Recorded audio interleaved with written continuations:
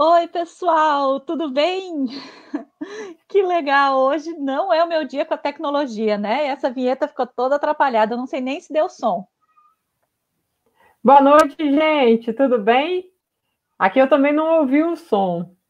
Ah Ó, lá. veio, foi sem som, mas não tem problema, era só para me ver fazendo coisinha assim, esperar a gente entrar. Já tem 14 pessoas aqui. Que bom estar aqui de novo na terça-feira com vocês para fazer mais uma conversa sobre quem vai reinventar a escola depois dessa pandemia. Né? E eu tenho dito desde o início que somos nós, os professores, que estamos lá no chão da escola, no dia a dia, é que nós vamos fazer essa invenção, né? Reinvenção. É que vamos reorganizar essas coisas todas, essas caixas todas, e pensar na escola de novo, né? Olhando de fora para dentro. E hoje eu tenho de novo a minha querida amiga Juliana, que vai dar um oi para vocês, que eu não Oi, sou boa de gente. apresentar, né? Boa noite. Tô vendo um monte de rostinho conhecido aí nos comentários. A gente vai recebendo aqui do lado da tela. É um carinho estar aqui de novo. A gente fez a nossa primeira conversa e o pessoal pediu que a gente falasse um pouquinho das nossas experiências durante esse período da pandemia. Então, hoje a gente está fazendo essa dobradinha de novo, Espírito Santo e Novo Hamburgo, juntinho, para que a gente possa conversar um pouco do que a gente tem vivido e também do que tem dado certo e errado. Conversávamos agora um pouquinho antes de começar de ir ao ar sobre as dores e as delícias de ser gestora, de ser coordenadora e como é que a gente coordena as dores dessa galera toda num momento como esse de uma pandemia. É uma situação que a gente não esperava, a gente não imaginava, né? Que iria acontecer. Então, todo dia tem um pouco de surpresa, né? Tem um pouco de inesperado, mesmo que agora as coisas já tenham se estabilizado nesse lugar, né? Nesse isolamento que a gente está fazendo, mas muitas vezes a gente não sabe como responder, né? A gente não tem resposta. E essa resposta que nós temos e que nós damos, né, tem que ser, nem sempre, às vezes é provisória. E eu acho que os gestores têm que aprender a lidar um pouquinho com isso, né? Nem sempre a gente tem uma resposta correta, uma resposta na hora. Muitas vezes a gente tem só essa resposta provisória que a gente vai ter que ver se funciona ou não e contar com as pessoas que estão no grupo, né? Contar com os professores, com a comunidade, com os alunos, para nos questionarem, para nos dizerem o que será que a gente está, né? Como é que a gente está levando isso? Como é que a gente está acertando ou não? E aí, Joyce, até a gente brinca aqui, vi que as meninas de Central também estão aí, Fabrícia, diretora do CMEI, que divide parede comigo, e Silvia, professora, enfim, muita gente que tá aqui nos ouvindo. E eles sabem que eu já falei isso várias vezes. Parece que quando a gente está se acostumando ou criando o que eles chamam desse novo normal, quando você já está estável com alguma ação, vem alguma outra informação que muda tudo, né? Então, nosso sentimento é que desde março, toda vez que a gente entra num lugar que fala assim, ah, não, agora eu já entendi.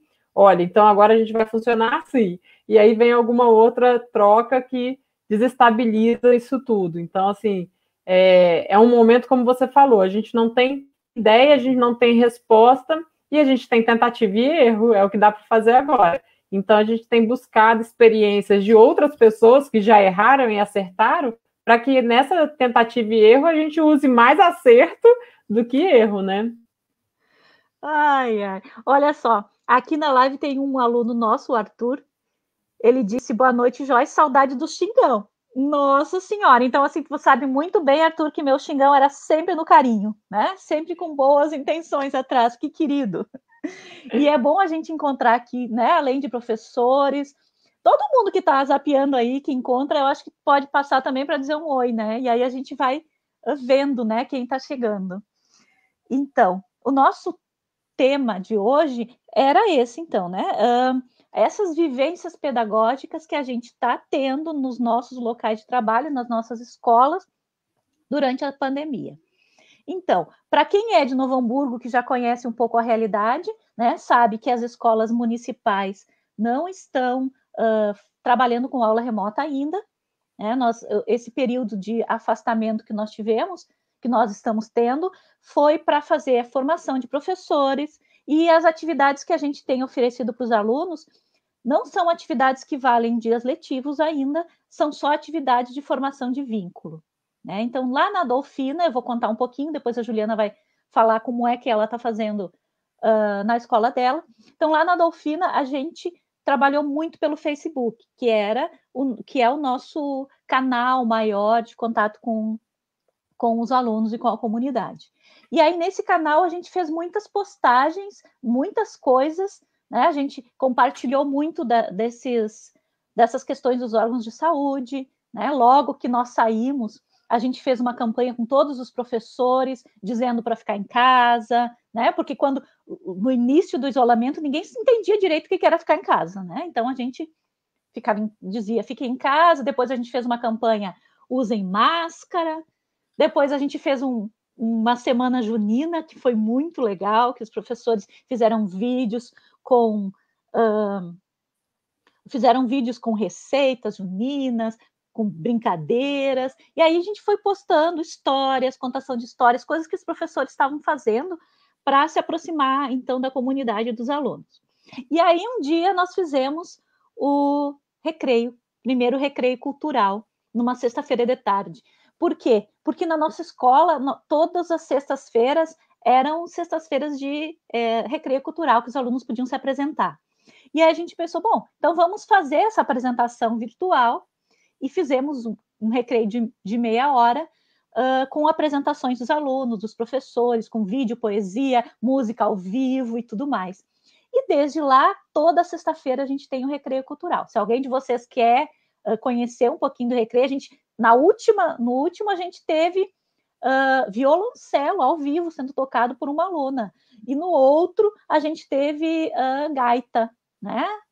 Os meninos tocando gaita, e violão, e dança, tudo isso a gente sempre está tendo. E aí, a partir desse momento, dessa interação, que foi o recreio cultural, a gente também pensou, puxa vida, como é que a gente vai fazer a atividade de vínculo? O que a escola tem? O que os professores têm que podem oferecer?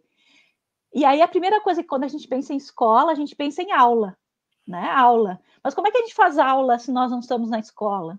E aí a gente criou esse projeto que se chama Aula Pública Virtual, que acontece toda terça-feira, às 15h30, e já está na sexta semana, e é muito, muito interessante, é muito produtivo, é muito gratificante, porque além da aula, que é uma live, né, que os professores, e a gente faz questão de trazer os alunos, de trazer os pais para contar, para falar do tema, cada live tem um tema. A gente também forma um grupo de professores que se reúne e que planeja junto, né? E esse grupo planejando junto já rendeu reuniões muito, muito interessantes de discussão. Afinal de contas, o que é aprender? Aonde a gente aprende? Quando a gente aprende? Eu acho que é isso que esse projeto está questionando. A gente só aprende dentro da sala de aula, na escola formal? Não, a gente aprende o tempo todo. E dizer que a gente só aprende e que a gente, então, estando em casa, as crianças estão sem aprender, é uma mentira. Porque não, eles estão aprendendo. E aí, eu lembro de uma menina que respondeu para uma professora num desses contatos. Ela perguntou: o que vocês estão fazendo? O que vocês estão aprendendo? E ela respondeu: eu estou aprendendo um monte de coisas, citou algumas coisas, mas nada de escola. E isso ficou na minha cabeça, sabe? Como assim nada de escola? E aí eu penso que esse projeto que nós começamos agora, nas aulas públicas, é uma coisa que nós vamos querer continuar depois, quando retornarmos para a escola, tanto os recreios culturais filmados, né, e transmitidos, eu ia dizer televisionados, mas não, né? Transmitidos pela internet, quanto as aulas públicas, né? Por que realmente esse conhecimento todo tem que ficar preso dentro da escola, né? Por que a gente não... Eu acho que isso fala do nosso projeto pedagógico também, que é aprender e compartilhar. E eu acho que casou muito bem. Quando você fala assim, eu estou lembrando. Recebi minhas sobrinhas aqui, Minha irmã teve um problema, enfim, acabei ficando com minhas sobrinhas, estou de férias, e elas vieram para cá, tudo pequena, idade escolar, né, 8 anos, 10 anos, e a outra com 5. E aí a minha irmã falou assim, olha, pedagoga, né, ela brinca comigo, que eu sou formada como pedagoga, tem homeschool, tem que fazer dever, tem que ler, tem que escrever, tem que fazer as atividades. E aí, quando ela buscou, eu estava fazendo biscoito com as meninas. E ela falou assim, e aí, botou para ler, para escrever? Eu falei, olha, elas leram receita, elas trabalharam medida, a gente trabalhou forma geométrica. Eu comprei uma forminha que coloca a letra na forminha e carimba nos biscoitos. Então, elas ficaram brincando de fazer palavra para carimbar o biscoito. E aí a minha irmã falou assim, não, mas isso não vale, cadê que ela copiou? E aí você vê como é que isso também está na cabeça das pessoas, né? A escola ainda como esse lugar de você sentar e copiar, quando, na verdade, a gente sabe que a pandemia ela está abrindo um leque de oportunidade da gente desenvolver outras aprendizagens. Na hora que essas crianças estão fazendo uma receita de bolo, estão fazendo um biscoito, a gente está trabalhando as medidas. Eu lembrei logo da Jussara, né, que foi a nossa educadora nota 10 também com projeto de matemática e trazendo essa questão para a prática. Então, como é que a gente vai desconstruindo isso também? Que as aprendizagens, elas estão acontecendo, né? Então, acho que é muito legal essa ideia da aula pública. Estou vendo aqui, a Giza colocou que ela é professora da MF Américo. Tem uma MF Américo bem pertinho de mim. Tem MF Américo pertinho de você aí? Porque, não, então ela é pertinho de você mesmo. Não, então aqui... é minha. E aí ela falou, olha, muito show esse recreio e tal, então ela já está acompanhando. A tia Marlene colocou também, né? Um beijo lá de Guariba, São Paulo. Então a gente tem umas pessoas aí bastante espalhadas, e que a gente possa estar usando esse chat, gente, para vocês fazerem perguntas e a gente colocando, trazendo um pouco dessas respostas, né? Fabrícia está colocando que muitos pais pensam assim, muitos cobram essa atividade escolarizada, né?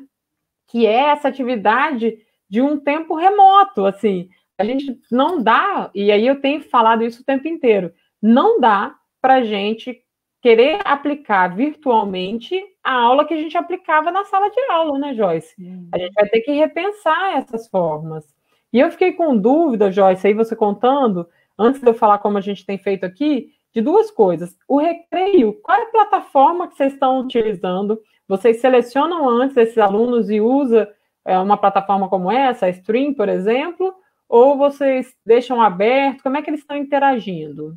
É assim, é igual, como essa live, né? Então a gente usa o StreamYard também, como usa aqui, e aí passa o link para os alunos, faz contato antes. Geralmente é na quinta-feira que a gente vai puxando quem está dizendo. Alguns alunos mandam vídeos, e aí a gente compartilha o vídeo na hora, e alguns aparecem ao vivo, falando, ou dizendo poema, ou cantando. É muito interessante, assim. Muito legal. Interessante. E na live, na aula pública também, é igual, né? As pessoas entram e a gente tenta que na live, na aula pública, a gente tenha conteúdo para todas as idades, porque a ideia é que a gente aprenda, até o nome do projeto é Aulas Públicas Virtuais, aprendendo em comunidade, para que a gente entenda que a gente aprende sempre com o outro, e que aprender tem esse caráter, né, de ser compartilhado. E aí aparecem sempre o que os alunos estão fazendo em casa, as famílias aparecem conversando na live. Hoje de tarde, na live de hoje, nós tivemos duas famílias completas contando o que estavam fazendo. A gente teve ex-alunos participando, professores de outras pessoas da Secretaria de Educação, né, com outro conhecimento era sobre o brincar hoje. Foi muito interessante. Nós já tivemos sobre alimentação, sobre a Covid, né? Sobre tudo isso, sobre o que fazer na quarentena, sobre alimentação, exercícios, o que fazer em casa de exercício, se era possível. E aí a gente vai criando também um banco, né? No nosso site já tem todas as aulas, e a gente vai criando um banco de material, de conteúdo, assim, que a gente pode usar mas feito por nós, né, da nossa comunidade. É muito interessante. E não estamos só no Brasil, vamos avisar que Natália está com a gente, da Argentina. Natália, querida! Um beijo para a Natália, que está com a gente. E como a pandemia é mundial, o impacto que a Natália está sofrendo lá certamente tem as suas características próximas com o que a gente está sofrendo, né? A gente conversa muito como é que eu e Joyce, com realidades de escolas em lugares tão diferentes, com realidades tão diferentes, a gente acaba enfrentando situações parecidas e, claro, enfrentando coisas bem diferentes também. Bom, ela colocou, então, que o Novo Hamburgo não está ainda valendo como letivo. O Espírito Santo mudou isso agora. Então, para que vocês entendam aí como é que a gente está trabalhando, o que aconteceu? Em março, né, dia 16 de março, foi quando teve o fechamento da escola, e primeiro aconteceu um recesso. Os professores entraram de recesso para que o Estado também pudesse se organizar em como fazer. Quando chegou em abril, retornamos com atividades não presenciais, que não era considerado carga horária, não era considerado como letivo. Então, essas atividades, elas exigiram do professor, da equipe gestora, da escola, que começassem a se reinventar em como aplicar atividade que chame a atenção do menino. Como é que a gente desperta o interesse em aprender num momento que tudo está desestabilizado, né? Então, assim, eu acho que esse período que a gente teve de aula não presencial e que também não era letivo, foi fundamental para a gente tendo uma expertise, para a gente tendo uma experiência. Então, foi nesse momento que o Estado fez uma parceria com a Amazonas, e aí foram disponibilizados aulas virtuais do Amazonas na TV aberta, onde os estudantes começaram a ter essas aulas, mas eles ainda reclamavam que eram aulas longas, alguns professores tinham uma diferença de conteúdo, às vezes até por conta da fala, o regionalismo, acabava atrapalhando bastante. Além disso, o Estado fez uma parceria com o Google, e aí fez o programa escolar, então os estudantes têm uma internet patrocinada, para que eles entrem nesse aplicativo chamado escolar, e a partir desse aplicativo ele cai dentro de uma sala de aula, que é o Google Sala de Aula, tá? Só que tudo isso até julho não valia ponto, então era uma questão muito de você chamar, de você trazer para perto, de você resgatar. A ideia até então era manter o vínculo com esse estudante. E aí que a gente percebeu que pelo Google Sala de Aula e pela realidade dos Jones, da escola, da vulnerabilidade, da falta de celular, da falta de internet, da falta de um cantinho, uma mesa para sentar e estudar, que aquilo estava distante, estava formal demais. E aí nós criamos grupos de WhatsApp. Então, o Jones, desde o início, a gente tem um grupo de WhatsApp para cada turma. Nesse grupo estão todos os professores, estou eu, a equipe pedagógica, a coordenadora, está todo mundo lá. E aí os pais também. Também criamos um grupo de pais, que também está ali no Zap, e aí a gente consegue se aproximar deles. Agora é uma loucura, porque como eu conversava com você, Joyce, o nosso telefone está lá, né? O nosso telefone pessoal que está, e aí no início a gente tinha aluno ligando 10 horas da noite, 2 horas da manhã, pai ligando 4 horas da manhã. Uma professora brincou e falou: uai, ele quer me ver na cama, porque 4 da manhã está me ligando. Né? 4 da manhã eu costumo dormir. E aí, enfim, a gente teve tudo isso. E aí, quando chegou em julho, 1º de julho, essas atividades não presenciais passaram a contar como carga horária letiva. E aí é o que eu conversei com você. Acaba que a gente está se reinventando de novo, porque agora a gente tem uma preocupação muito grande que está na cabeça de todos, que é como é que a escola não amplia a desigualdade social. Porque a desigualdade social ela já existia, né? E a gente é prova disso, a gente vê isso todo dia. Só que a pandemia evidenciou as desigualdades. Então, você tem uma escola particular que consegue fazer a aula com todo mundo sentado, conectado numa plataforma como essa, e falando, e escutando, e 4 horas ali estudando, e você tem a nossa realidade, que eu tenho aluno que depende do pai voltar do trabalho e pegar o celular do pai para entrar nesse aplicativo, ou que a gente pediu que eles gravassem, lendo algumas redações que eles produziram, e aí eu tenho um vídeo muito lindo, marcante para mim, que é uma aluna lendo a redação, e o irmãozinho dela, que deve ter uns 2, 3 anos, pulando na cabeça dela, batendo o pé na cabeça dela, e ela tentando ler a redação. E aí você fica pensando, essa é a nossa sala de aula. como é que está sendo organizado isso. Então, assim, a gente tem realidades bem, bem diferentes. Então, a gente está nesse momento agora de tentar aproximar. E aí, para fechar, o que a gente tem feito? A gente tem feito as lives, toda quarta, nossa é quarta-noite, a gente chama de pit stop cultural.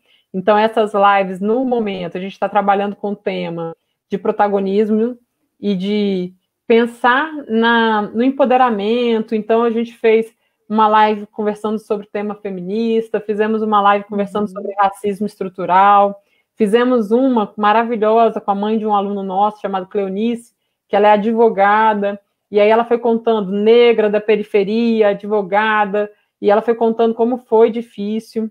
Fizemos uma live com uma atleta paralímpica, que ela é cega, e ela é campeã mundial de corrida de 800 metros e 1.500 metros, então ela também foi falando das dificuldades, como é que foi ela ficar cega aos 36 anos, e quantas pessoas falaram para ela desistir. Então a gente tem tentado trazer nessas lives empoderamento para que esses meninos sintam-se pertencentes, para que eles lembrem que é possível, que isso tudo vai passar e que a gente precisa perseverar. Então é mais ou menos isso. E aí a gente tem feito gincana, continua com o grupo de WhatsApp, tem atividade no PDF, agora imprime atividade, ou seja, estamos atirando para todos os lados, mas a ideia é que a gente tem que garantir aí uma forma de chegar a cada um, né? E a gente já entendeu que chega de forma diferente em cada um. É verdade. E aí a gente tem o tema, né? Nós anotamos algumas coisas que pensamos em falar com vocês, e acho que vocês podem perguntar, né? A Leia fez um comentário ali que o que o aluno aprende quando copia somente por copiar, né? E o que ele aprende quando faz uma receita, qual a aprendizagem mais significativa? Na verdade, sempre é mais significativo quando, aí a Fabrícia já respondeu, né? Que aprendemos melhor quando estamos praticando e experimentando. E aí a gente fica pensando assim, nesse mundo todo, e o professor no meio disso tudo, né? O professor da sala de aula. Como é que ele está lidando com isso? E eu fico pensando assim, e eu posso dizer que na nossa rede nós tivemos, eu acho que o privilégio de estar sem precisar fazer aulas remotas ainda e tendo tempo para pensar, para refletir sobre as coisas, para olhar para a escola de novo, né? E eu acho que olhando por um ângulo, né? Porque nada é perfeito, né? A diretora Andréia sempre me diz, a pandemia não veio com manual, né? Então nós não sabemos o que nós estamos fazendo, mas assim, por um ângulo que a gente olha, esse tempo que nós ficamos, só nós professores, e nós fizemos ótimas formações na Dolfina, nós lemos Paulo Freire, nós fizemos formação em direitos humanos, nós conversamos sobre gênero, sobre todas as coisas que vinham sendo trazidas, né? Para nós refletirmos na escola, porque nos preocupa também que quando nós voltarmos, nós vamos ter que ser diferentes do que nós éramos. Né? Nós vamos ter que tomar na mão essa reinvenção. Outro dia, quando nós combinávamos essa live, eu falei para a Juliana, a gente não tem um Ministério da Educação que está nos encaminhando, que está nos dando uma direção, por isso realmente a gente atira para tudo que é lado, e a gente atira para uns lados aqui no Rio Grande do Sul, no Espírito Santo para outro lado, no Amazonas para outro lado, em São Paulo para outro lado, e está todo mundo atirando a esmo. Isso é muito ruim, né? Mas no meio disso, esses professores, eu penso que esses professores que tiveram, e principalmente na minha realidade, aqueles de escola particular, né, que tiveram que sair de dentro da sala de aula num dia, e no dia seguinte já entrar para o ensino remoto, eu acho que eles sofreram muito nesse início, foi muito cansativo, foi muito estressante, e é uma pena, né, que as pessoas não tiveram esse tempo que nós tivemos aqui em Novo Hamburgo, especificamente, para pensar sobre isso. Né? Eu cheguei a falar com você, Joyce, essa questão da formação de professores, né? Como é que a gente perde quando a gente não para discutir, para pensar junto? Eu fico vendo o quanto de live está tendo de graça, quanto de acesso a pessoas maravilhosas, nossos autores, nossas referências bibliográficas, os pensadores da educação estão fazendo lives abertas. Então, assim, tem muito curso aberto, tem muito curso gratuito, tem muita coisa acontecendo junto, que talvez a gente nem dê tempo de ver tudo, mas a gente tem aí um leque de oportunidade de se aprimorar. E aí a gente fica pensando qual é, então, a trilha formativa que a escola tem que ter. Porque se cada um assiste uma coisa que quer, como é que você unifica isso para ser um pensamento da escola? Para que o aluno não seja atingido pela cabeça de cada um. Porque é por isso que a escola tem um projeto político-pedagógico, para dar uma unidade. A escola é uma unidade escolar. Então, é muito bem-vindo as reflexões particulares. Eu sempre falo isso nas reuniões. É maravilhoso que a gente tenha uma diversidade de opinião, porque a gente discute, a gente tensiona e a gente chega no que vai ser uma resposta da unidade escolar. Aí não pode ser unidade profissional respondendo, sabe como? Então, eu me preocupo muito como é que a gente vai responder enquanto escola. Cada um assistindo uma coisa. Então, lá a gente tem tentado fazer essa trilha formativa para tentar construir essa unidade e falar, olha, é isso que nós queremos. Um ponto hoje que é fundamental na nossa decisão é que nós não queremos ampliar a desigualdade. Né? Nem o governo, que é daqui, o governo estadual também deixa isso muito claro o tempo inteiro de manter uma equidade. Mas a gente precisa entender que eu não posso punir aquele que não tem acesso. Sabe como? Como é que eu vou punir aquele estudante que não está tendo acesso? Ele já é vítima de uma sociedade, ele já é vítima de uma desigualdade social, e aí eu, enquanto escola, vou aprofundar essa desigualdade? Então, essa tem sido o nosso foco, assim, onde a gente tem priorizado nossas ações. Pois é, quando você fala isso, aí acho que a gente vem para aquele tema de pensar esse tempo que nós temos que pensar, então, individualmente nas nossas escolas, né? Se não existe um pensamento maior que une o Brasil inteiro, a gente tem que pensar individualmente. Como a gente vai fazer para que esse aluno que não tem acesso, que é o mais vulnerável, que é o mais frágil nessa cadeia toda, porque assim, eu acredito, e discuti já com pessoas, professores, colegas meus que trabalham em escola particular, realmente, se tu consegue manter uma criança 3 horas, ou 2 horas que seja, no Meet contigo, olha que tipo de interação. É uma interação quase que próxima de uma sala de aula, né? Não é assim igual, mas é próximo. Mas a nossa interação com os alunos é virtualíssima, eu diria, né? Não é só virtual, porque assim, é na ponta de um WhatsApp que ele vai pegar de noite, quando o pai chega em casa, ou a mãe, e ele vai ver o quê? Uma live ao vivo? Um vídeo longo? Não, ele vai pegar um material escrito, né? Que foi uma atividade escrita que, se não foi bem elaborada, ele não vai saber fazer. E se ele não souber fazer, ele não vai saber dizer para nós, não vai conseguir dizer para nós o que não está entendendo, e nós não vamos conseguir saber que ele não está entendendo. Então, assim, isso é muito complexo.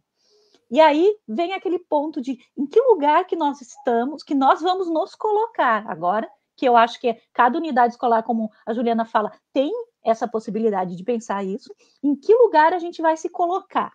Vai se colocar naquele lugar de julgadores de novo, né? De que de olhar para aquele aluno, ele não conseguiu porque ele não se esforçou o suficiente, porque ele podia, se eu tivesse lá no lugar dele, tinha conseguido. Se ele quisesse, ele conseguia. E aí a gente fica pensando, fica entre várias vertentes, assim, a gente vai fazer o quê? A gente vai passar esses alunos todos para o ano seguinte, a gente vai reprovar esses alunos todos que não estão conseguindo ter acesso, e se a gente aprovar eles vão estar como no ano seguinte? Eu sei que essas coisas, elas batem na cabeça do professor muito, né? Mas para eu finalizar só para finalizar assim, eu sou uma pessoa totalmente contra a reprovação, sempre fui, e assino embaixo essa declaração, né? Não considero a reprovação positiva nunca. Eventualmente, né, a gente erra, né? A gente não acerta sempre. Eventualmente, então, é possível ter alguma coisa positiva. Mas a pergunta que eu queria o que eu queria que as pessoas tivessem em mente quando pensam sobre isso é isso. Essa frase. Qual é a questão? O problema é que o aluno, quando chega no ano seguinte, ele chega sem condições de acompanhar a turma, Esse é o problema? Ou o problema é que quando esse aluno chega, nós, professores, escola, não sabemos o que fazer com ele se ele não está acompanhando a turma? Quer dizer, o problema é nosso para resolver ou o problema é do aluno para resolver? Acho que isso tem que ser pensado na escola. Então, eu acho perfeito, porque estava até aqui procurando mesmo onde eu tinha notado quando a gente conversou sobre isso, né? Como é que a gente fala dessa dureza da reprovação e como é que isso vai ser pensado e vai ser cobrado, né?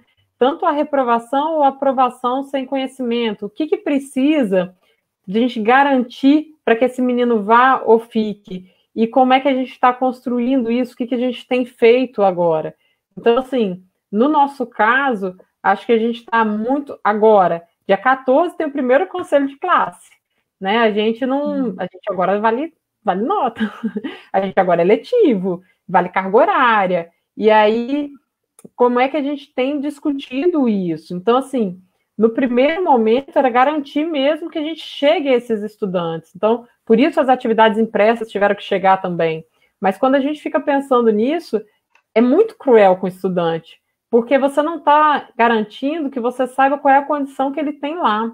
E aí eu vejo que o professor ele ainda tem uma visão romantizada da infância, como se a infância fosse um lugar protegido. Quisera eu, tá, gente? Eu gostaria que fosse. Eu gostaria que o ECA, que o CRIAD, tivesse dado conta de proteger nossas crianças. Mas não é bem assim.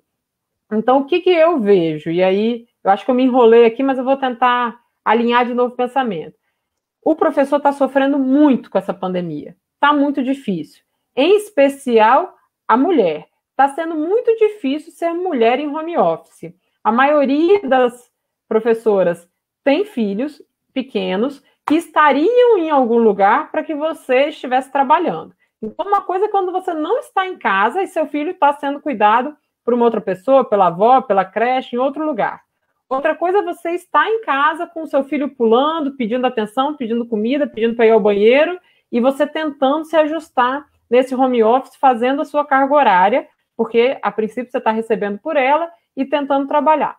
Então, esse é um ponto. Os professores estão saturados, estão cansados, estão desgastados, em especial as professoras. Só que quando você cobra do aluno, você não cobra pensando nessa saturação do aluno também. Aí que eu estava tentando explicar dessa visão romantizada, porque fica parecendo que a criança está sentada numa mesinha linda, disposta, paradinha, para fazer a atividade. E não é bem assim. A criança, ela também está num contexto com o pai estressado, com a mãe em home office, tendo que trabalhar e tendo que fazer almoço, com feijão que queimou, ou com feijão que acabou e não tem mais feijão, porque vivem de emprego formal, vivem de comércio. Então, você está num cenário que ele não está propício para essa aprendizagem endurecida, para essa aprendizagem como se nada tivesse acontecendo, vamos seguir o baile, vamos seguir o conteúdo. Aí acho que a gente entra em outro ponto. A gente estruturou alguns pontos para conversar com vocês, e um outro ponto era disso, era do conteúdo, né, Joyce? Como é que a gente pensa nesse conteúdo significativo? E aí tem uma pergunta lá em cima, falando sobre a alfabetização. Eu não tenho mais turma de alfabetização, minha turma mais jovem é 5º ano, exceto na EJA. Na EJA eu tenho alfabetização de adultos, e que está sendo muito difícil, porque, em geral, eles têm um afastamento da tecnologia. Então, com a EJA, a alfabetização, a gente está trabalhando, sim, por atividades impressas, e aí com uma interação, às vezes, por WhatsApp, e às vezes a professora ligando aluno por aluno, quase uma aula particular para tentar ajudar ali na apostila. Mas aí, se você puder entrar nesse assunto do conteúdo e falar um pouco da sua alfabetização, a gente já responde um pouquinho. Pois e, Rosaura, eu vou pensar na sua pergunta, tá? Eu estou lendo aqui a Rosaura. A Natália disse para nós que na Argentina estão acontecendo as mesmas coisas, os professores estão trabalhando muito. Eu acho que é no mundo todo, né? Não é só no Brasil, né? No mundo todo os professores estão trabalhando muito.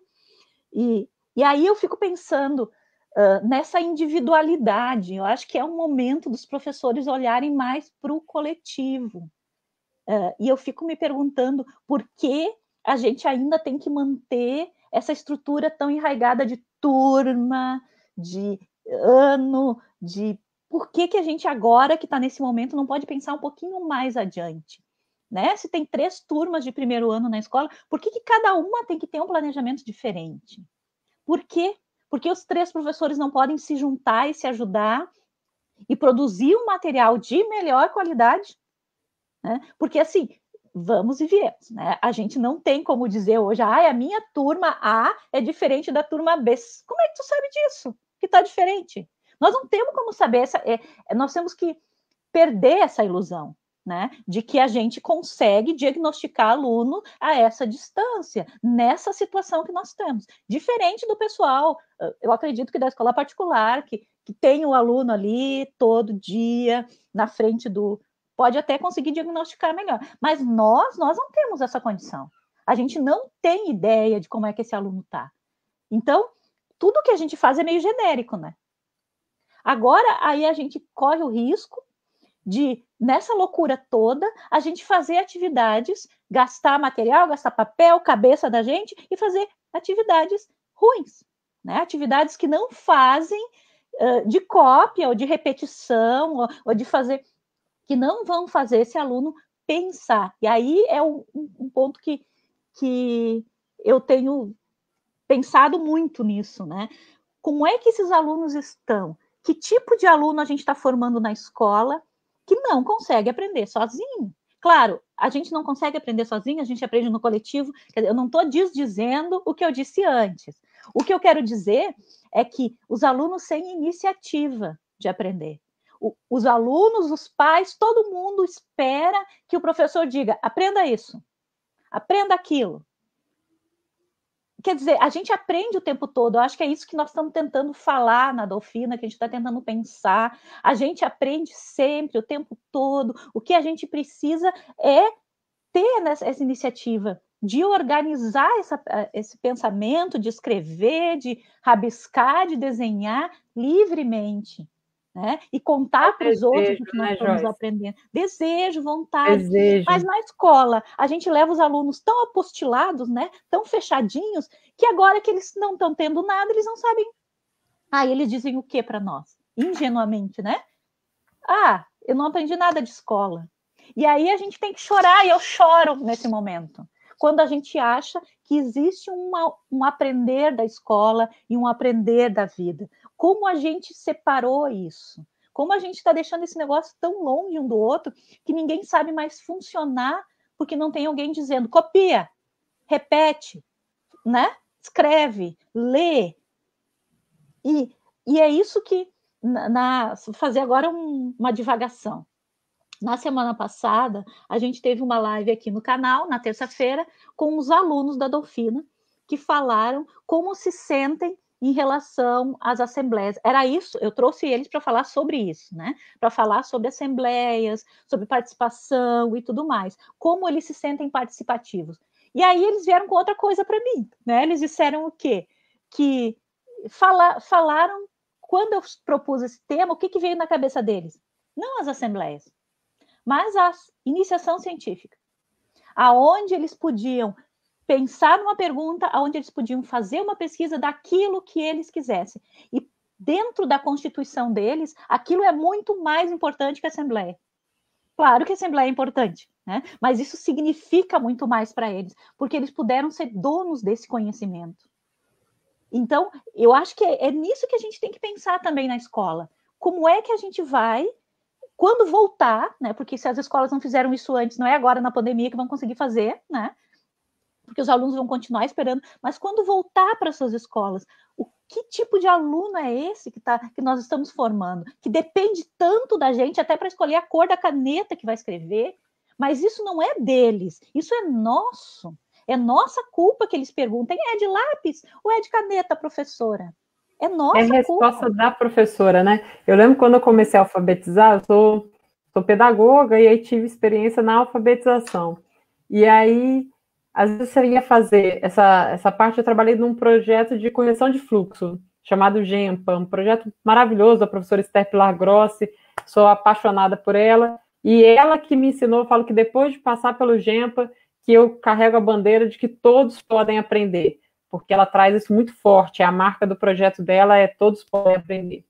E aí, eu lembro que uma entrevista lá fazendo com um estudante, e aí a gente faz tipo uma anamnese, na primeira entrevista você faz direto com eles, e aí eu falava, não, você escreve, tá, escreve do seu jeito, aí ele falou assim, mas o meu jeito nunca tá certo. Eu falei, não, mas você vai fazer do seu jeito, não tem problema, faz. Eu precisava que ele escrevesse do jeito dele para eu identificar aonde estavam as ausências para trabalhar em cima, né? E aí ele falou assim, mas como está na sua cabeça? Porque eu sempre erro, eu nunca sei como está na cabeça da prof. Aí eu lembro que isso me doeu, sabe? Porque era uma criança de, sei lá, uns 9 anos, que, como projeto de correção de fluxo, a gente alfabetizava as crianças que já tinham passado da idade certa da alfabetização. E aí eu fiquei pensando nisso, como é que a gente cristaliza numa criança que ela, o jeito dela está sempre errado, ela precisa entender o que está na sua cabeça, o que você quer do seu jeito, né? E acho que é disso que você fala. Então, quando eles falaram da iniciação científica, era isso, era eles poderem construir quais são os conhecimentos significativos para eles, para a geração deles. A gente continua reproduzindo uma escola que foi inventada no período industrial. Essa escola foi para a Revolução Industrial, essa escola tem sinal, horário de fazer xixi, essa escola ela é toda engessada para que a gente crie pessoas para reproduzir. Só que a gente não está mais numa sociedade que você reproduzir é sinal de sucesso, é garantia de sucesso, né? Pelo contrário, a gente vê as pessoas que se destacam são as que transgridem, são as que tentam um pouquinho, que fazem diferente, que inventam uma nova maneira. E como é que a escola insiste em nivelar aluno? E aí, vou até fazer uma referência ao Instituto Rodrigo Mendes, que a gente teve a oportunidade de conhecer em São Paulo, e eles apresentaram um slide que me marcou muito, porque a gente estava dentro de uma... Não lembro o nome daquilo, Joyce, mas era tipo uma marcenaria, né, que São Paulo tem. Como? Como é o nome? Fablab. Fablab, que em São Paulo tem muito, mas e aí tinha muita coisa de marcenaria. E naquele momento que a Vitória foi apresentar, ela falou, olha, nivelar aluno é você cortar quem está acima, né? É você cortar, é você moldar todo mundo do mesmo jeito. Então, se você tem um aluno triângulo, um aluno círculo, um aluno, sei lá, quadrado, no final tem que sair todo mundo retângulo. E aí dói, né? É um processo doloroso esse processo de nivelamento. Então, acho que a escola podia aproveitar esse momento, já que a gente tem falado tanto de se reinventar, e como as pessoas colocaram, a gente tem que sair disso tudo diferente. Eu acho que para a educação, apesar de ser sofrido, vai ser um ganho essa pandemia, porque a educação conseguiu parar e se enxergar, trouxe uma lente de aumento a problemas que a gente já carregava há muito tempo, e as escolas e os professores que conseguirem se enxergar nesse processo e fazer diferente, eles vão entender que esse nivelamento não está levando a gente a lugar nenhum, que esses conteúdos pré-estabelecidos, sequenciados, e que aquele professor que repete o caderninho amarelo dele de quando ele se formou na faculdade, na primeira turminha, e ele continua dando o mesmo exercício de fixação, a decoreba, a transcrição, copie, ele vai copiar lá de cima e botar aqui embaixo. Esses exercícios que não fomentam o pensamento, eles não estão nos valendo de nada agora. A gente está numa pandemia que as pessoas não conseguem entender que tem que usar máscara.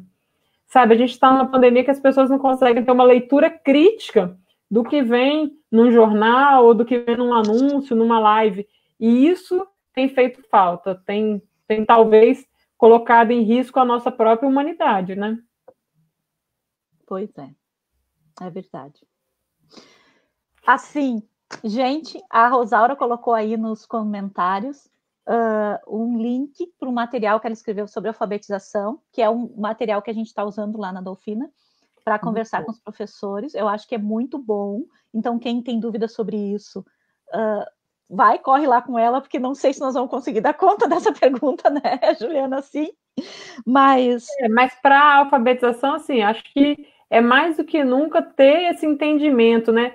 Eu tenho falado muito da gente tirar a ansiedade. Acho que a gente está cobrando, e talvez isso que esteja adoecendo tantos professores. Não dá para você agora ser culpado de tudo. A escola já não ensinava todo mundo, gente, vamos ser realistas. A escola já estava fracassando. A gente já não dava conta de atender uma diversidade e dar conta de todos. Então, agora, se o professor pegar para si essa ansiedade que todo mundo vai ter que aprender durante uma pandemia e vai ter que sair craque maravilhoso para não reprovar, para não sei o quê, a gente vai enlouquecer. Então, temos que ter esse cuidado. Arabelle lindona! Querida, eu Arabelle. vi que ela chegou. Quem tem dúvida de literatura em inglês, gente, cola na Arabelle. Segue ela, verdade. que a bicha é boa. Então, eu fiz umas perguntas nas minhas redes sociais e eu recebi 2 perguntas, né? Eu perguntei para as pessoas o que elas queriam que a gente conversasse hoje, eu recebi 2 perguntas. Como utilizar as vivências escolares na pandemia para gerar transformação efetiva na escola? E a outra, como se aproximar das famílias. Eu acho que essa primeira a gente tem falado desde que nós começamos aqui, né? Quer dizer, é preciso que a gente use esse tempo, né? Que a gente, aí como a Juliana falou, baixa a ansiedade, porque aí a gente começa a querer achar um culpado para a coisa, né? Ou o professor é culpado, ou o aluno é culpado, ou a família é culpado, ou o sistema é culpado. E aí eu digo que não existem culpados, existem responsabilidades. Então, nós na escola temos que saber qual é a nossa responsabilidade e tentar dar conta dela. Se a gente dá conta da nossa responsabilidade sem ficar dizendo que não dá certo porque outra pessoa não faz, se a gente trabalha com a nossa responsabilidade, acho que a gente avança um monte, avança muito. E entende que a nossa responsabilidade de escola é ensinar todo mundo. Não está dando para ensinar todo mundo, então a gente não chegou na resposta certa ainda. Nós não podemos nos acomodar. É isso que, quer dizer, a nossa responsabilidade é que todo mundo aprenda. Não está todo mundo aprendendo? Sim, não está todo mundo aprendendo. Então, como é que se faz para todo mundo aprender? Essa pergunta nunca pode estar esquecida. A gente não pode pensar assim, não está todo mundo aprendendo, porque realmente, né, no final das contas, alguns não aprendem mesmo, né? O que a gente pode fazer? E aí a gente esquece daqueles que não estão aprendendo e carrega só os outros. Não, então não é achar um culpado, mas é garantir que o nosso trabalho, que a nossa responsabilidade, a gente não esqueça, que nós temos que fazer todos aprender. Nesse momento de pandemia, o que dá para fazer? Então, se a única coisa que dá para fazer é levar eles para o ano seguinte e começar dali, então vamos levar todo mundo para o ano seguinte e assumir a responsabilidade que a escola tem de olhar para esse aluno aonde ele chegou no ano seguinte e levar adiante. Mas a gente não pode sair distribuindo o nosso julgamento em cima de parâmetros que a gente não tem, né? Dando julgamentos. Eu sempre tento dizer que a avaliação, ela não pode ser um julgamento. Um conselho de classe não pode ser um julgamento. Nós não estamos julgando o aluno para dar uma sentença no final. A gente está olhando para essa aprendizagem dele e tentando entender como é que nós podemos fazer para que ele aprenda mais. É sempre isso. Até onde ele foi, porque não tem aluno que é nada, né? Não existe um aluno que esse não é nada. Então, se a gente consegue achar que ele é nada, nós temos que nos perguntar, então, por quê? Por que ele está precisando ser nada? Porque todo mundo aprende alguma coisa, mas alguns alunos precisam nos dizer que não aprenderam nada, para que a gente olhe talvez mais para eles de uma outra maneira, entenda eles de um outro jeito, né? Porque como na alfabetização eu digo, quando um aluno não se alfabetiza, não é porque está faltando letra, está faltando outra coisa, não adianta ficar jogando letra nele, está faltando outra coisa. Então, quando um aluno não está aprendendo, nem sempre é porque não está fazendo atividade, talvez seja outra coisa, essa outra coisa é nossa responsabilidade tentar descobrir. Às vezes a gente não consegue, mas a gente precisa tentar descobrir. Acho que eu só acrescentaria, acho que você falou super bem, já respondeu, eu só acrescentaria da gente se perguntar o tempo inteiro qual é o sentido da escola, né? Essa escola da obrigação, da cópia, da reprodução, essa escola que exige respostas prontas, ou é uma escola do desejo de aprender? Uma escola que ensine a aprender, que mostre a curiosidade. Porque hoje, Joyce, mais do que nunca, o conhecimento está no Google, e o Google está na mão de todo mundo, a informação está ali. Agora, qual é a diferença que um aluno tem? A curiosidade ali, ó, como diria Paulo Freire, a curiosidade que nos move, né? Essa curiosidade, ela pode ser despertada pela escola e ela deve ser despertada pela escola. A gente precisa entender que o conteúdo da escola é o conteúdo da vida e que esse conteúdo faz sentido na aplicação da vida. Então, é um pouco clichê, mas quando a gente fala que está cozinhando um ovo e tem química nesse cozinhar, e quando a gente vai para a aula de química, o menino não enxerga o ovo, não enxerga a água, ele enxerga um monte de fórmula que ele precisa trabalhar, tem alguma coisa errada aí. A gente precisa enxergar as coisas para que elas façam sentido, porque a aprendizagem, ela é o racional com o emocional. Se eu não desperto o coração, se eu não desperto a necessidade e o desejo, né, eu não consigo despertar essa curiosidade que vai ativar meu cognitivo. As informações, como você disse, as letras, adorei essa. A letra entra por um ouvido e sai pelo outro, porque ela não faz sentido, ela não conecta nada. Então, eu preciso que essa letra, para essa criança, tenha uma história, que essa letra tenha um conteúdo, que essa letra tenha um significado, que essa letra arrepia todos, né? Eu falo assim, eu tenho muitas e muitas histórias desse tempo todo de escola, e cada vez que eu escuto, ou vem uma pergunta, vem um nome, vem um cheiro, vem um arrepio, porque as sensações, as vivências da escola, elas estão tatuadas na nossa pele, na nossa alma. Então, a gente precisa fazer a escola tatuar também isso, né? Como é que a gente passa a encarar isso? Então, acho que isso você traz, e o diálogo. É imprescindível o diálogo. Nós não temos professores homogêneos, nós não temos um grupo que todo mundo pensa igual. Então, esse tensionamento, aí eu vou ser bem bakhtiniana, mas na ideia da tensão mesmo. Eu falo, você fala, a gente negocia um sentido daquela palavra e daquele texto para que a gente tome nossas decisões. Então, acho que isso fecha aí essa pergunta. Pois é. A outra eu já não lembro mais, chegando agora. A outra era como se aproximar das famílias. Essa eu tinha uma coisa para dizer. Eu acho que a primeira pergunta que a gente tem que fazer, e eu até fiz um vídeo uma vez, e está no meu canal lá no YouTube sobre isso. Para que você quer se aproximar das famílias? Para quê? Se você não sabe para que você quer se aproximar, então não se aproxime, né? Porque às vezes eu vejo, a gente quer se aproximar para quê? Para que o pai e a mãe sejam um braço da escola dentro de casa, né?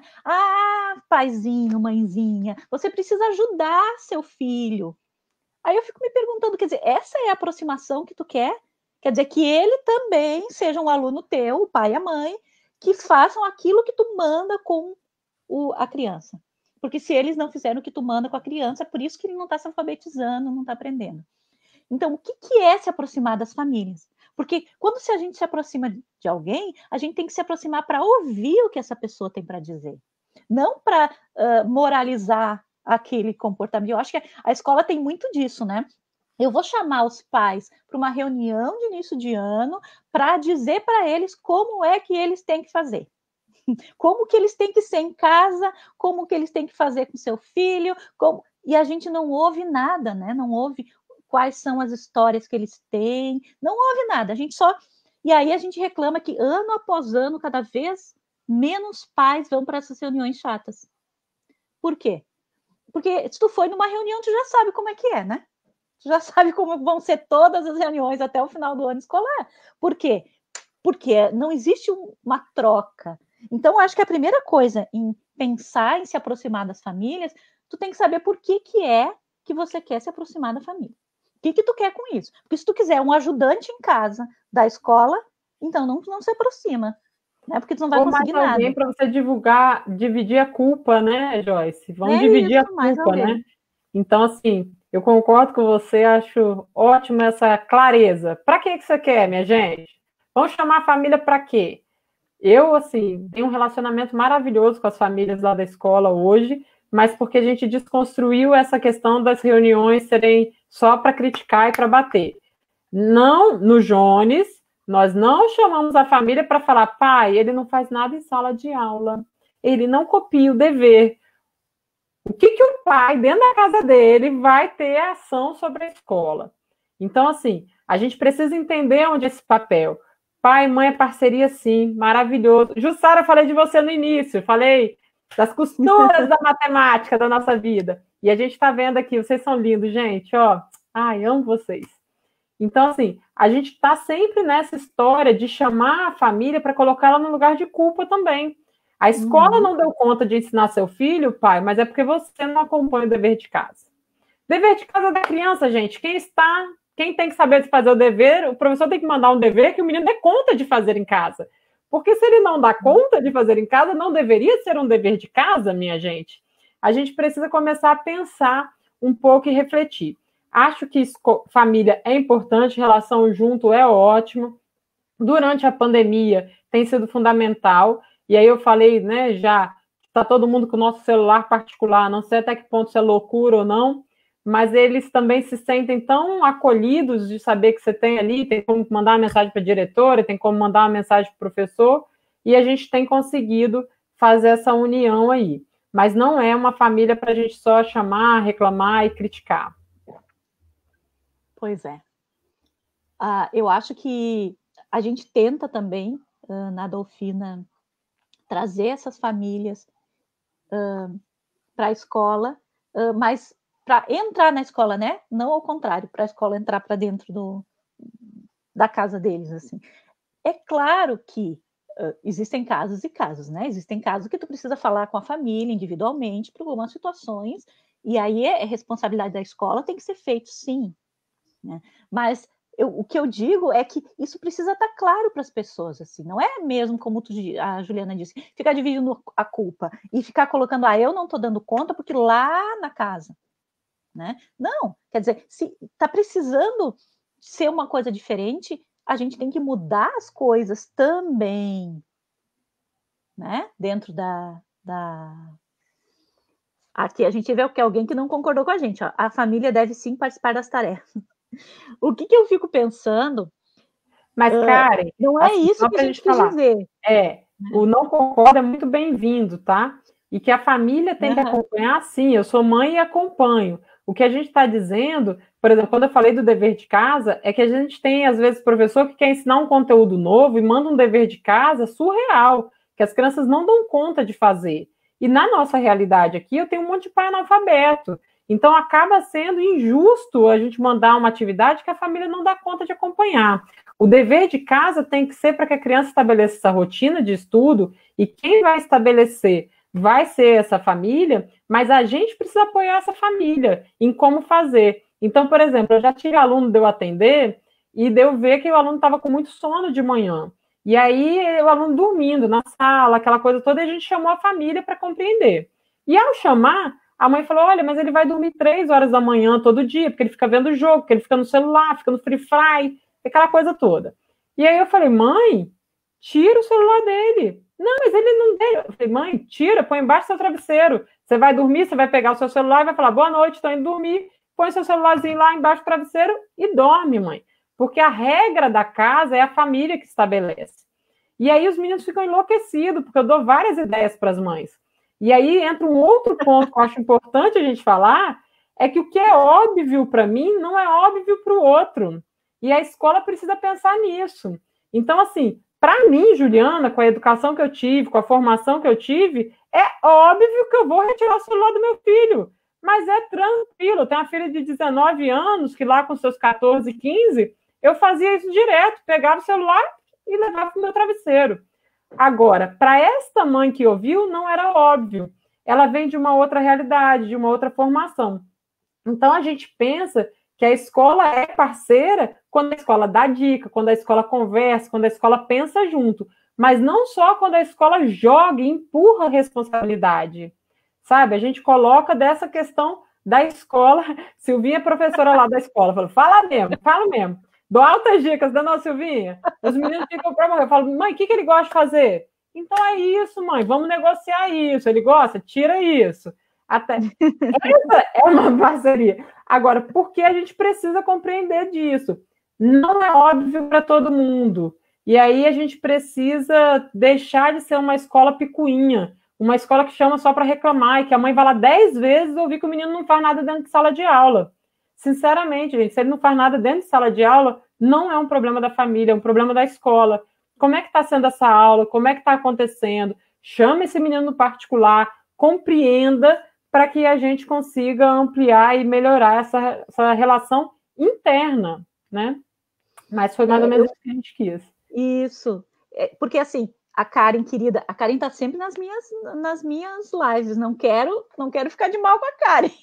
Não, Karen, querida, bem-vinda. Eu acho que sim, né? Nossas escolas estão dando conta de tudo que faz parte da família. Acho que sim, mas eu acho que daí a gente tem que se colocar num lugar de compreensão com essa família, que não é a nossa. Às vezes a gente tira um pouco por nós, né? Isso que a Juliana falou é isso que eu estou tentando dizer. A gente tira por nós, as famílias são tão diversas que eles vão se ajustando do jeito que dá às vezes, né? Então a gente não pode colocar o nosso lugar, o nosso olhar de família em cima de todo mundo. Então, se não fazem isso, não são uma boa família. E daí a gente vai fazer o quê?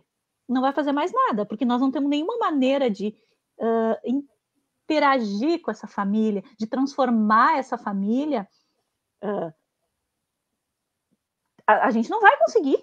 A gente consegue dar dicas, consegue ajudar, se eles estiverem receptivos. Mas se eles não estiverem receptivos, a gente não pode fazer nada e não pode carregar essa dor, essa angústia de dizer, a gente não está conseguindo. A gente vai ter que mudar o nosso método na escola. Né? Então, se não, aquela coisa, se lá na casa esse menino não larga o celular e na escola ele também não larga, então na escola a gente tira, pronto. Né? Se ele não está tirando em casa, na escola ele está perdendo. Alguma coisa a gente vai criar, alguma maneira diferente a gente vai fazer, porque realmente a gente só pode realmente transformar dentro da escola. Né? O que a gente consegue transformar na família é lucro, mas o que tem dentro da escola é responsabilidade nossa transformar quando não está dando certo. E a questão é, se o aluno não está aprendendo, não está dando certo. A gente tem que repensar o que está fazendo. Né? Não, e quem só a responsabilidade de ensinar é nossa. Independente se tem família ou não. Porque aí a gente precisa também entender isso. No meu caso lá, gente, que é muita vulnerabilidade, periferia e tal, a gente tem criança de 8 anos que cuida do de 6. E aí você vai entrar em política pública, em questão de outras, né, esferas de dar conta, de cuidar dessa criança. Eu gosto muito de um provérbio africano que fala, né, é preciso de toda uma aldeia para cuidar de uma única criança. Então, de fato, é nesse momento que eu penso que a gente precisa, enquanto sociedade, enxergar e abraçar essa criança. Mas a gente compreende que tem muita criança que já se toma conta sozinha e da maneira que ela sabe. Então, lá... E toma conta dos outros, né? E toma conta dos outros. Então, lá, essa questão de eu direcionar para a família, acho que a gente acaba se metendo um pouco, os papéis acabam se confundindo mesmo, porque lá é a hora que a gente fala mastiga de boca fechada. Não é papel da escola, não é meu papel ensinar isso, né? Mas a gente ensina, se vê. Tem um lixo no chão, e aí eu dou o exemplo, eu cato o lixo no chão, isso é uma coisa normal já, e aí os meninos me veem catando e catam lixo também. Então, assim, talvez eu poderia falar, olha, aprender a catar o lixo do chão tem que vir da família. E eu concordo, e tem que vir. E as minhas filhas, eu faço questão de que elas levem essa aprendizagem de casa. Mas na escola, eu vou ter sujeito que não vai aprender isso. E aí não adianta eu ficar esperando que a família aprenda. Eu preciso dar esse exemplo, a escola precisa se mobilizar. E aí a gente pensa em que aluno a gente quer deixar para a sociedade. Não só qual é o gênio, qual é o conteúdo que ele vai dominar, quantas medalhas ele vai ter na Olimpíada de Matemática, quantas medalhas e quantos reconhecimentos ele vai ter cognitivo. Eu já vi alunos maravilhosos, com notas altíssimas, com melhores notas de avaliações externas, e que tem um caráter complicado, e que se vê o coleguinha ali, faz bullying, joga o pé para ele cair. E eu tenho outros alunos que têm uma nota menor e que têm toda uma personalidade mais adequada no sentido de qual estudante eu quero deixar para o mundo. Então, eu acho que nesse momento, o papel da escola acaba entrando sim nesse papel da família, porque é mais do que um educar para o conhecimento acadêmico, mas um educar para termos pessoas melhores nesse mundo, né? E aí a gente tá ali. Essa é a empreitada que a gente optou em fazer. Não é fácil. Não, puxa vida, a gente já passou de 1 hora, nem se deu conta. Estamos aqui falando. Quero agradecer muito carinhosamente para todo mundo que esteve aqui com a gente. 63 pessoas agora ainda. Nós temos uma pergunta da Rosaura para responder, né, Juliana? O que realmente de tudo isso é a história principal que a gente está tirando? Eu vou falar a minha primeiro, então, né, enquanto tu pensa a tua. Esse tempo realmente não é um tempo fácil, né? Tá tudo muito difícil. E eu acho que entender, compreender como é que a gente aprende, o que é o aprender, é uma das coisas que eu estou muito feliz em discutir. Outra coisa é a questão da avaliação. Eu estou pensando muito sobre isso, sobre o que é avaliar e sobre qual é a ação que tem que ter o sujeito que é avaliado nesse negócio todo aí, né, de avaliação. O quanto de implicação o aluno, então, ele tem que ter para ser avaliado, para entender essa avaliação. O quanto de... Estou começando a imaginar, a pensar que sempre que eu der uma nota para um aluno, sem a participação dele na avaliação, eu vou estar emitindo um julgamento. Né? E como é que eu vou conseguir trazer o aluno para compreender? Eu não sei ainda, estou ainda teorizando isso, estou pensando sobre isso, não sei. Mas essas coisas, elas vieram para mim nesses momentos de conversa com vocês, de conversas nas lives que eu estou participando, de perguntas que as pessoas estão fazendo, tanto nas lives da terça-feira, como em outras que eu participo, quando me convidam. Então, eu acho que a história mais linda para mim é isso, é poder conversar com as pessoas, é poder ouvir o que as pessoas estão dizendo e trocar ideias e pensar nessas coisas que antes eu não pensava e que eu não dava importância. Então, fazer essas lives é a coisa mais linda que está acontecendo para mim nessa pandemia, e é onde eu estou aprendendo demais com todos vocês, e com o falar novamente aquilo que eu penso. Né? Cada vez que eu falo o que eu penso, eu reflito um pouquinho mais, e às vezes eu tenho uns insights assim, na hora que eu estou falando, eu fico assim, puxa, como é que eu não pensei nisso? Ou alguém me faz uma pergunta, como aquela dos alunos na live das assembleias, e que eu acho que na próxima semana vou fazer uma live disso, né? De o quanto de democracia, de participação tem dentro da iniciação científica. Eu estou pensando nisso, eu acho que o tema da próxima live de terça-feira vai ser esse. Se vocês não me derem outro tema aí, né? Podem falar. E, Juliana?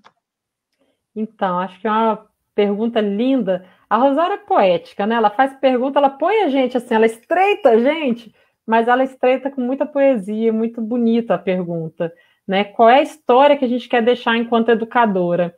E eu quero deixar uma história de amorosidade, bem como o Freire fala, né? Uma história de boniteza, uma história da gente não desistir, da gente acreditar na humanidade, acreditar que os tempos são sombrios, tá difícil, a desigualdade é muita. Teve uma colega aí que falou, a gente só tem a lente, né? Só ampliou. Ser mulher sempre foi difícil. Gente, ser mulher tá difícil, ser professora, né? Lutar por essas desigualdades, lutar por essas crianças que precisam da gente e cuidar desses professores também.